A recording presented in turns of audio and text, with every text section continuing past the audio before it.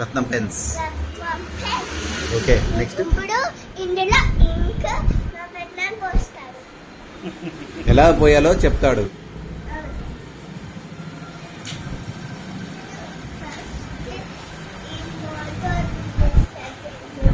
తర్వాత దాని లోపల ఇంక్ ఫిల్ చేస్తాడు. కొంచెం గ్యాప్ ఇచ్చి పోయాలి.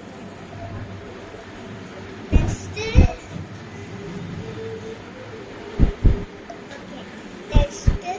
దాని పైన మూత పెట్టి తర్వాత మళ్ళీ 2 minutes ఉండాలి. 2 minutes. ప్రజెంట్ అయితే స్టాక్ ఏం దొరుకుతారు 2 minutes